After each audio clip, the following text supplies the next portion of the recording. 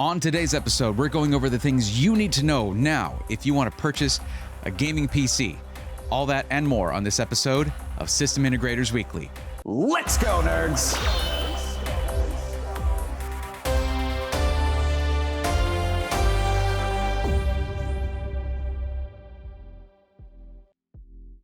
Hello everyone, I'm Brea Thorne. Welcome to System Integrators Weekly. And it's sort of a weird time right now. There's a bit of mourning going on for those who have been PC enthusiasts for a long time, and we're very familiar with a certain brand, which you may have heard. EVGA is stepping back from their primary offering. They're no longer going to be making any GPUs as they are breaking their partnership with Nvidia. Not only did we lose EVGA as a source for GPUs, we also are getting all kinds of new platforms, new parts. Techtober is what it's usually called, but now we're having a launch in September now, and which I've got a big announcement for that. And there's also some shady stuff going on too that I'm going to cover later in the video. So, you know what? I'm going to try something different, and I'm going to put the timestamps right here just so you can see them, because these timestamps are also in the description below if there's any one of these that is of particular interest to you. And you can also see in the red bar along the bottom here that it's divvied up.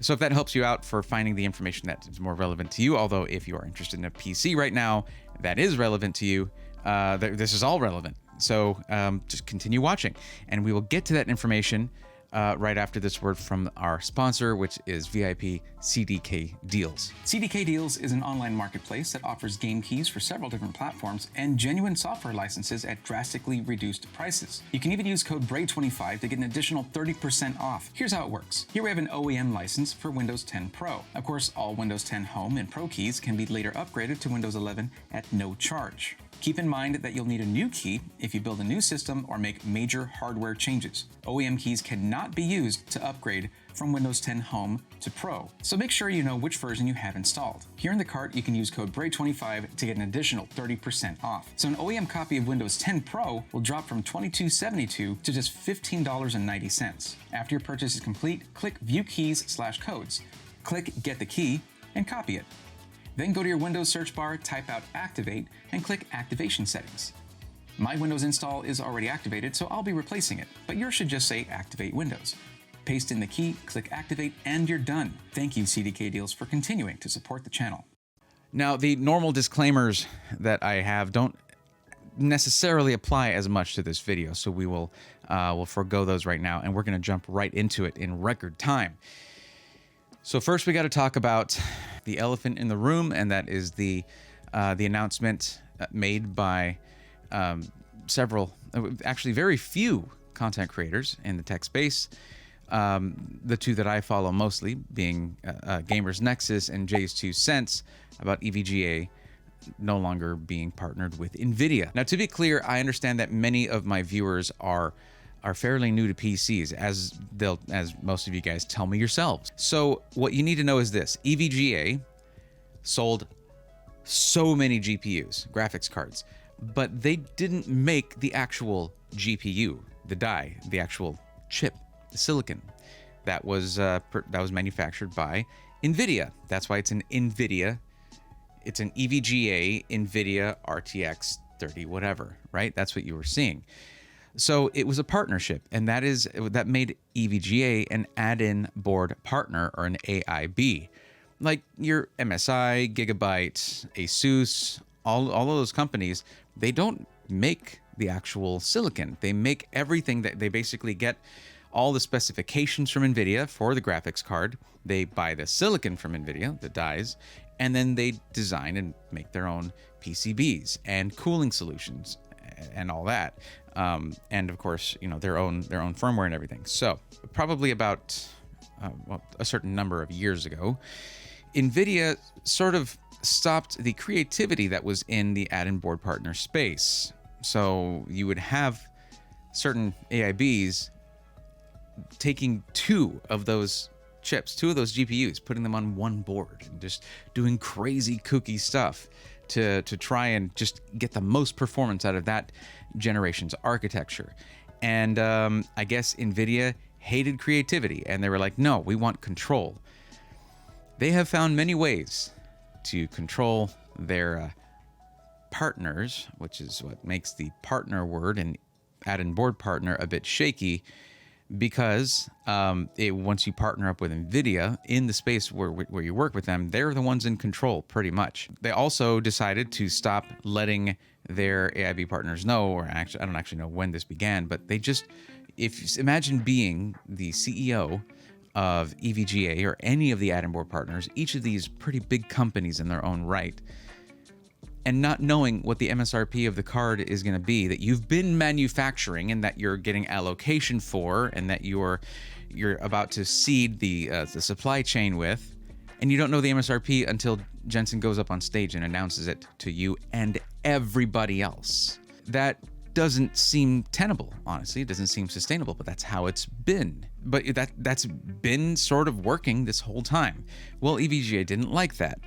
You may recall that there were rumors that when EVGA, this has been in the works for apparently most of the year, as far as I understand, but you may recall that suddenly, during the price drops of GPUs that happened recently, they dropped, EVGA dropped the price of their 3090 Ti to $1,100. And Nvidia was allegedly pissed about this because no, they're the only ones that can have an $1,100 3090 Ti. Thank you very much. And that was one of the other death knells for that relationship, which was Nvidia started getting serious about Founders Edition cards, basically first-party hardware, because they make the GPUs, the silicon, and then they were making their own PCBs, cooling solutions, the whole thing, the whole shebang. And they had an advantage over all the add-in board partners because they didn't have to buy their GPUs. They just, they made it. They made them themselves. So they actually had extra profit margin, meaning they could have lower MSRPs, and the add-in board partners had to compete with this, with their supplier. Now, if you've seen all the coverage of this stuff, you already know all these things, and you can skip to the next timestamp. I totally understand. I totally get that. But there is one thing that you need to know. In particular, this is going to affect system integrators more, which is what, of course, system integrators being companies that they're build companies. They basically get all the disparate components for a PC, they put them together, sell them to someone looking for a pre-built or a custom pre-built system. But the one major bit of fallout we're going to experience from this is that, EVGA, as far as I have been told, supplied anywhere around 30%, give or take 5%, of the GPUs to the retail market in North America. That's huge. That is a third of the GPUs in North America. That's crazy. During the shortages, as you guys can imagine, I speak to system integrators fairly often. And that's been invaluable for times like this. And for those of you guys out there who are at the system integrators who have talked to me about these things and shared information that has helped me, understand the situation from your perspective better, shout out. I appreciate you guys. So the market share within system integrators that EVGA had was better. And during the times of shortages, EVGA was pretty well known as being the most consistent source for GPUs. Aside from that, in the retail market though, and in the market in general, in the industry, in the communities, EVGA was known by myself, by others, as a company that was very reliable. And the quality of the cards has especially lately, has been just very good, very solid. Of course, they had their issue with 3090s when the whole New World issue happened, and there were some flaws with some of the early 3090s that they made. And what did they do? They actually, during the major shortages that were going on at the time, they cross-shipped, which was crazy, meaning they would immediately ship one out, and you would ship yours back, and they would cross-ship. You would get it that much sooner because of that. For EVGA, they have other products. They have peripherals, mice, keyboards. They have motherboards. But none of these came close to the amount of sales they got from, and of course, their power supplies. Their power supplies are awesome. But none of these came even close to the amount of sales percentage they got from GPUs. With GPUs, according to Steve, I think making about 78% of their sales, overall sales, or gross sales. So, That's a lot. That is most, you might say, more than 3/4 of their sales. Knowing that EVGA is essentially giving up 80% of their overall yearly sales and not planning on making any other GPUs, not joining up with an Intel or AMD, as many immediately suspected they would, like that was all of our assumptions. Their CEO decided no, and Andrew, their CEO, was like, nope, no more GPUs, no more of that. I want time with my family. And a lot of this was done based off of principle. This was laid out very clearly for Steve and Jay, that it was a principle thing. And Nvidia was treating them poorly. They didn't want any of that mess anymore. So imagine you're that system integrator, and you know that this company, EVGA, makes great products and supports them very well. However, they just gave up 3/4 of their sales and are promising that they're going to take all their employees that were working on GPU stuff and reallocate them within the company. And you're sitting there thinking, do I want to spend, to invest? And depending on the size of the system integrator, 100 could be a very small number. Do we want to invest our basically our allocation for power supplies into a company that gives a great warranty on them, but might be gone in a year? I understand principle, and I admire the determination of their CEO to support the employees. I have to give a shout out to Gamers Nexus. Thank you for making a good amount of your coverage of this situation around, making it about the employees of the company who may not have a future there. If your specialty was designing GPU cooling solutions, you might not be really fit for the marketing department. I can respect that. I can respect the principle thing. However, your principles won't feed your employees' families. And you may find that just supporting people for the sake of it to be good may not be sustainable. And if the business is gone, they lose their jobs anyway. Now, one thing that they were very clear about, and you know what? I'm going to put the links in the description for both of the videos from Gamers Nexus and from Jay's 2 Cents.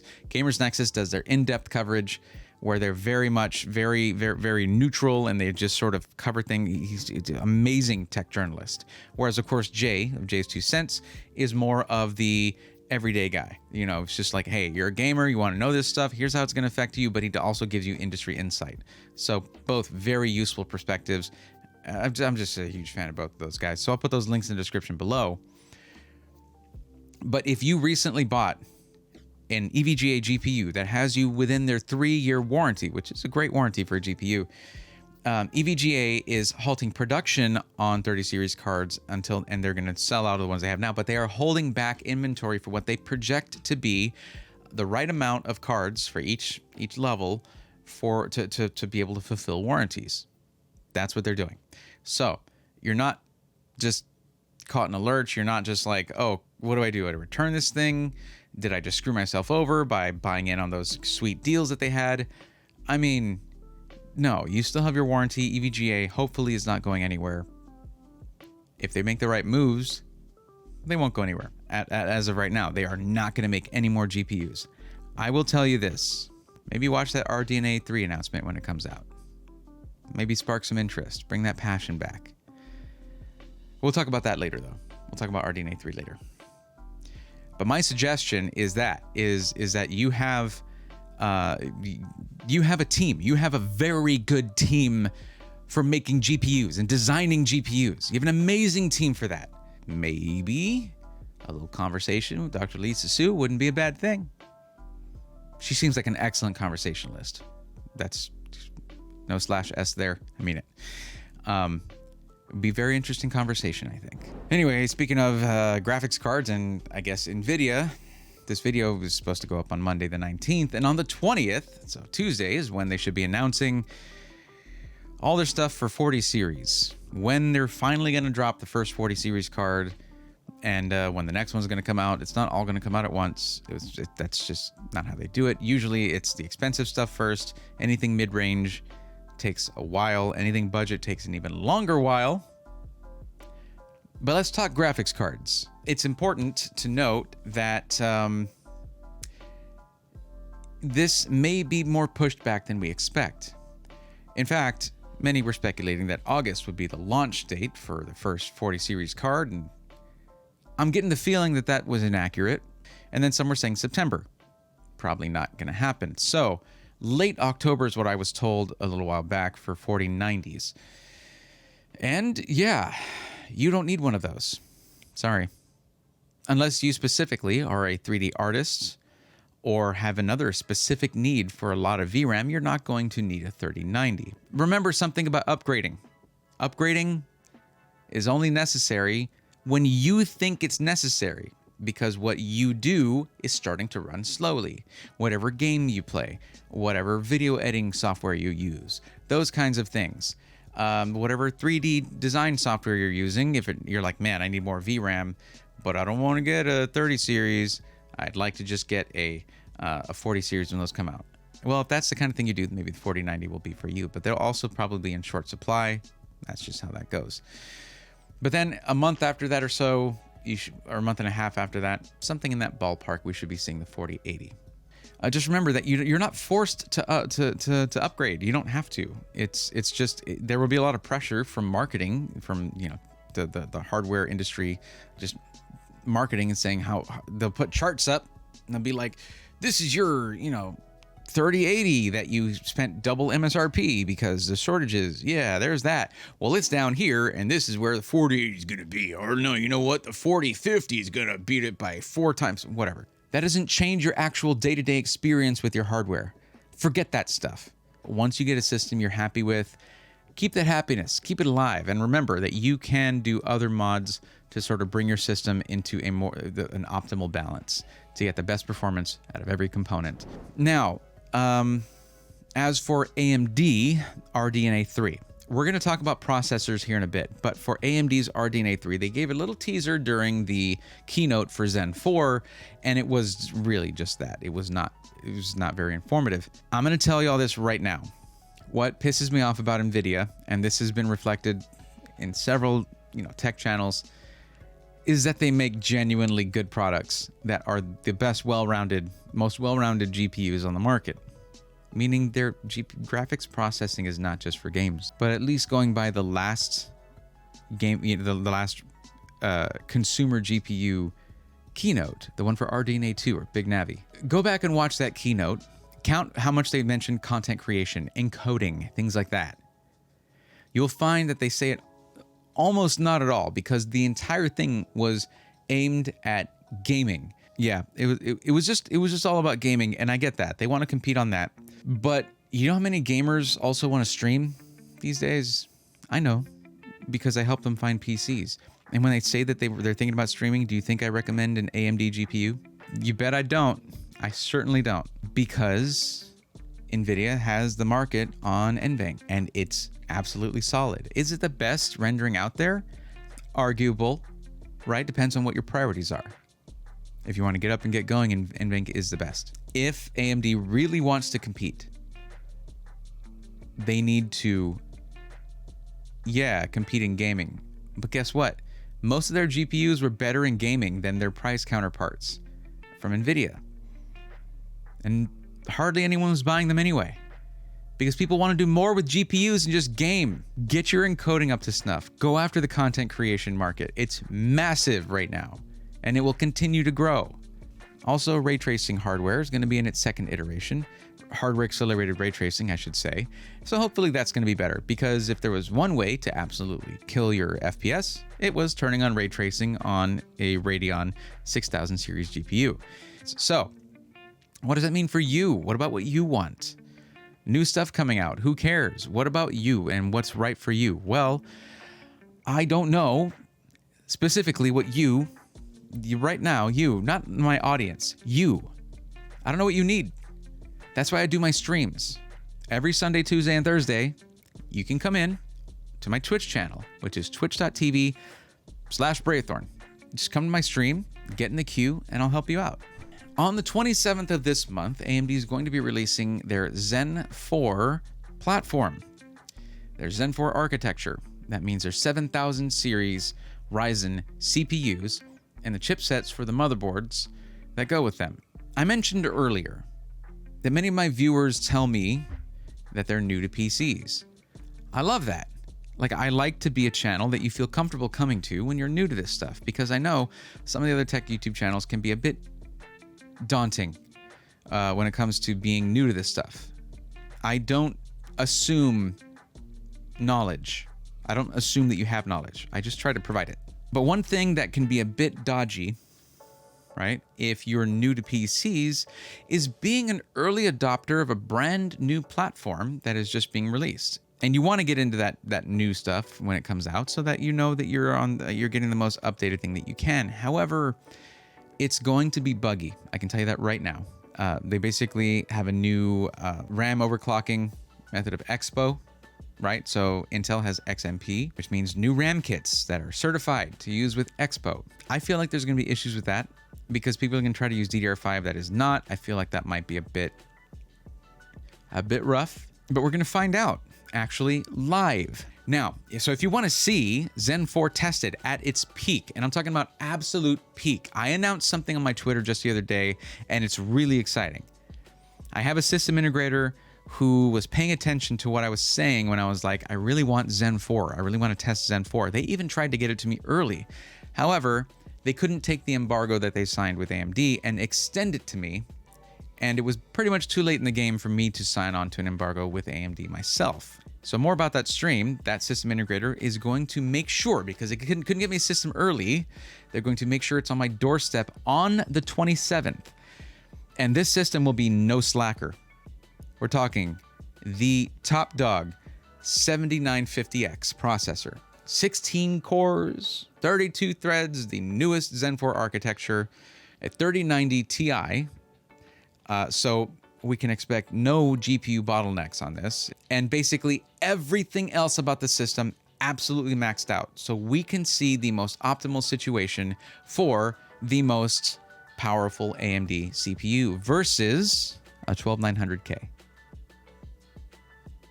And see how it does. It's going to be such a freaking dope stream, okay? Because it's launch day.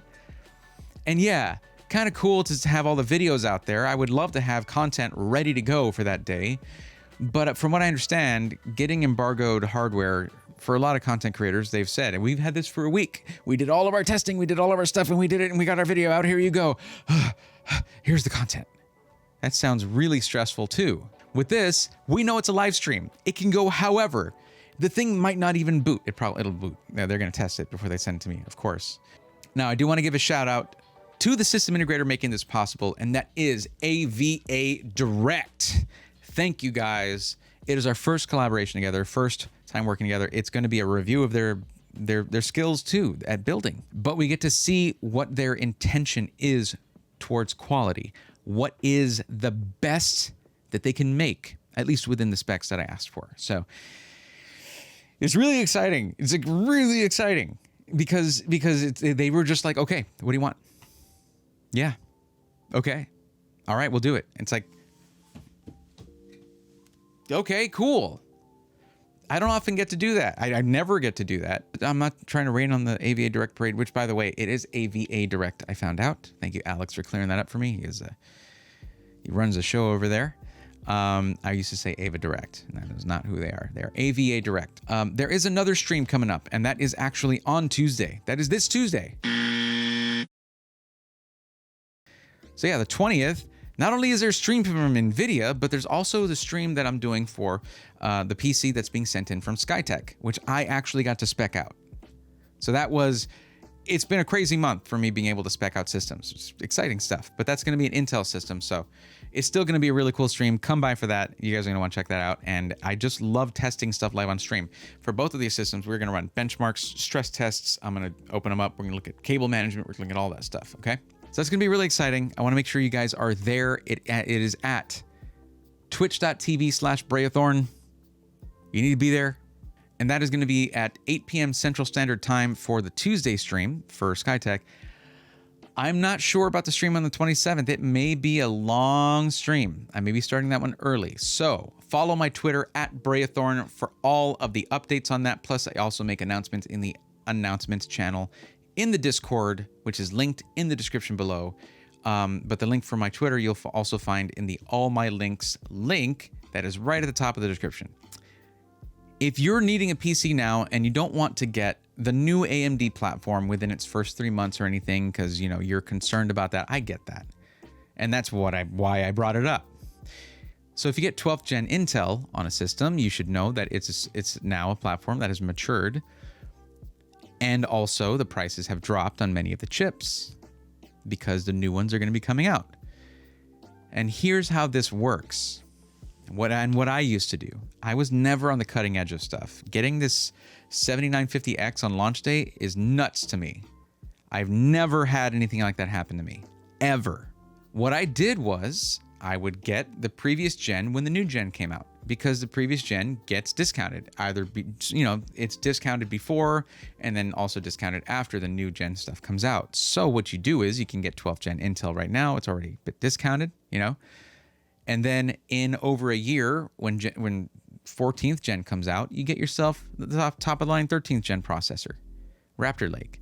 The one that's coming out in November, well, around that same time the next year, it's going to be discounted. Or even earlier, if they launch the new chips earlier. We're in a very competitive time right now. Things are all up in the air right now. We don't know. We literally have no idea whether the 7950X is going to be better than the 13900K. We don't know. What the heck is it going to do when Intel makes their 13900K 8 performance cores and 16 efficiency cores? That's crazy. For the socket AM5.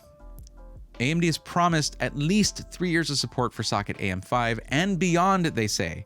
Well, socket AM4 was only supposed to last until 2020, and it went till 2022. So they have gone above and beyond when it comes to supporting their standard for the socket at that time. Intel, y'all need to learn how to make the most out of a socket for years like that, instead of having it last just 2 generations and bam, y'all have to buy new motherboards now. There you go.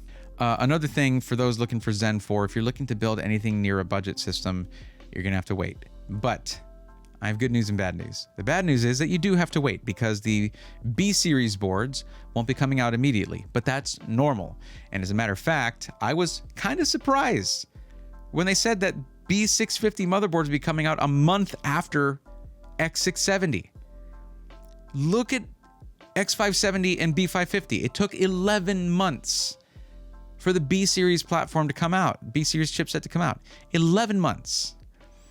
Here we're looking at maybe 1, maybe 2.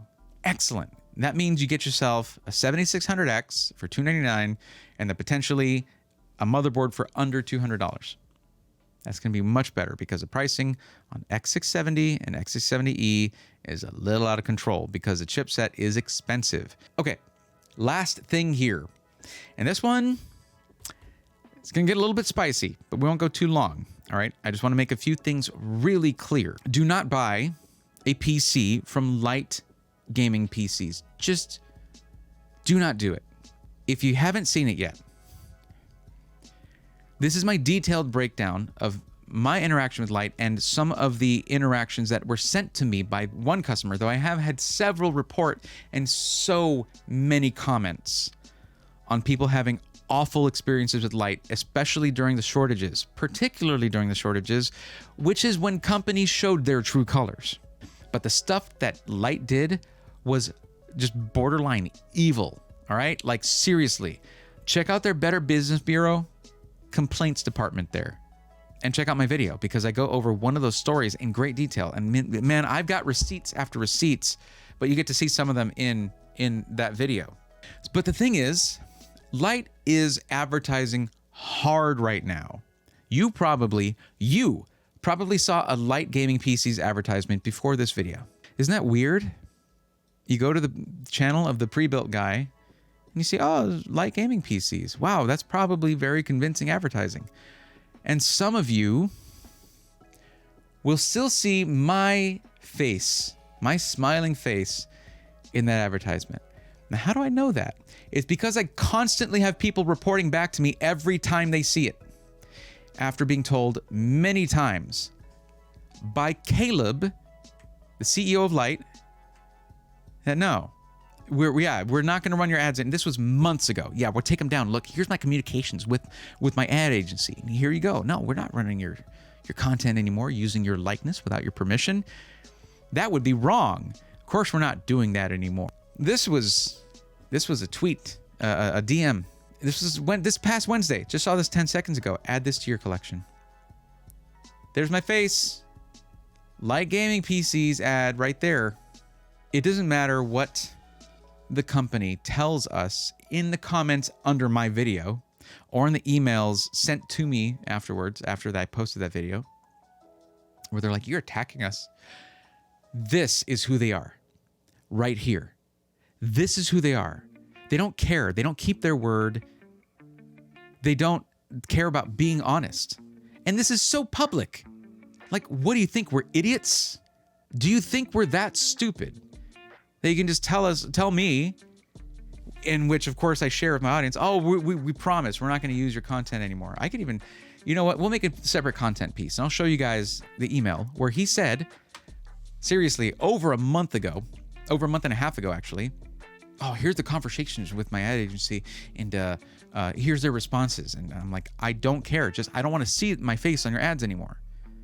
Like, I seriously, it's such a huge stress point for me now that people are going to think, oh, that's the Prebuilt guy. I better go buy one of the PCs now. And then they get screwed. No, do not buy a PC from Lyte Gaming PCs. And then I saw my boy. It's Ed from Tech Source. All right. I watch him all the time. One of my favorite tech channels. All right. He's the dude. All right. He's awesome. And he's chill. And he gets so excited. He gets so excited about tech and setups. Like, you just can't help but get excited too. I love his channel. He had a video with Lyte Gaming PCs where they sent him one of their build kits. Now, bless his heart, he criticized them where he needed to. He's like, their price isn't very good. The profit margins, like the margins are too high here. And they used a motherboard with no USB Type-C header, and they sent a case with a USB Type-C front panel connector. That's a big oops right there from Lyte. And if someone sends him free stuff, he's not going to be feeding them grapes and fanning them with a palm leaf. You know what I mean? That's Ed. That's the kind of thing that I aspire to. It was just hard to watch that. I finally sent him. I had been meaning to reach out to him because I knew he previously worked with Lyte, but he hadn't done anything for a while with them. So I thought he was done with that. And that's not how I wanted to introduce myself to a content creator that I look up to. I want those things to happen organically, if it's going to happen. I didn't want to do any more content about Lyte. I was considering it. I didn't want to, but I'm going to have to do a follow-up on it. As of today, that video has been up for 2 months, and they're still using my content, my likeness in their advertising. Anyway, guys, don't miss those awesome streams coming up and the other awesome streams that are equally awesome just for the sake of being awesome and helping people out finding PCs. And if you have any specific needs and you want a PC for yourself, you come see me and come down to the stream, hop in the queue, twitch.tv/Breathorn. And it's just honestly a really good time.